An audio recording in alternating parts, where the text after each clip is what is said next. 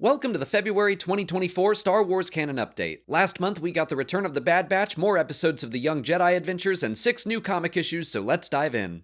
The first 4 episodes of the Bad Batch Season 3 premiered, and that series has not missed a beat. The first and third episodes were especially good. The pacing of this season is way faster than I expected. They were dark, emotional, and surprising. I won't go into much detail here since the episodes haven't been out that long, but also, if you're watching this video, chances are you've already seen them. If you want my more detailed thoughts, I'll link to my reviews in the cards.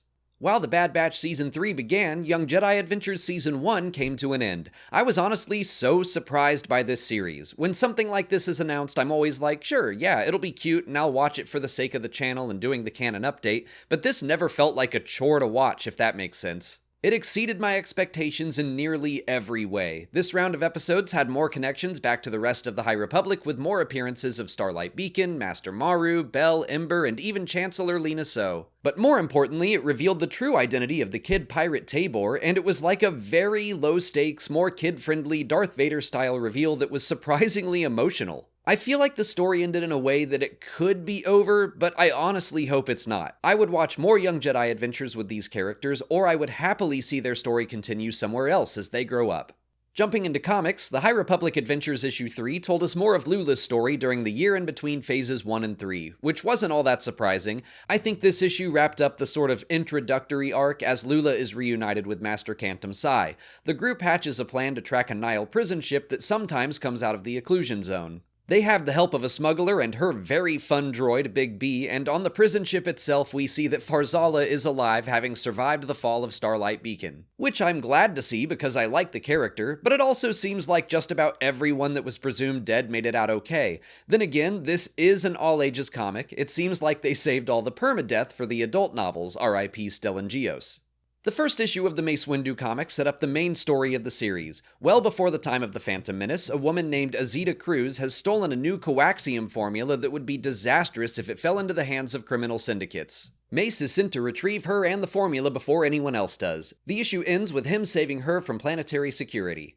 Star Wars Issue 43 was rad. It completed the 2-short mini-arc of Luke Skywalker cleansing a red kyber crystal by using the Force to basically enter its memories and finding a way to understand and help the Sith Lord who originally bled it. Luke didn't literally heal that Sith in the past, it was just like an echo of who he was since it was imprinted into the kyber crystal. It was weird and mystical and important to Luke's character development as he seeks to understand who his father was and who he might be again. I would have happily read several more issues about all of this. In Darth Vader Issue 43, Vader begins working with Sly Moore and the Schism Imperial. Allied with a foe from earlier in the series, Governor Tatanza, they find a superweapon she used to have control of and reactivate it on a rebel world. The mission brings Vader back into contact with Kitster and Wald as well.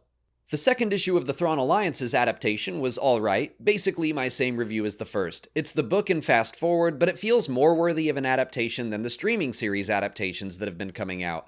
I think this will help introduce the story to a wider audience. Not every comic reader has read the book, whereas I suspect far more people have watched the streaming series than have only read the comics. I haven't read Thrawn Alliances since it was first released, and of course it's cool to have some visuals for the story. Although I do think this story works better as a book, where Timothy Zahn is able to fully describe events or a character's thoughts. The 5th issue of the Obi-Wan Kenobi adaptation was the same as the previous issues. Nothing new to report for the story. For story of the month, I'm gonna go with the Bad Batch episode Shadows of Tantus. I liked them all, but that third episode had some fantastic writing and some pretty big implications for the larger Star Wars universe. And because I think it deserves a mention, for comic story of the month, I will say Star Wars Issue 43, because like I said, it was rad.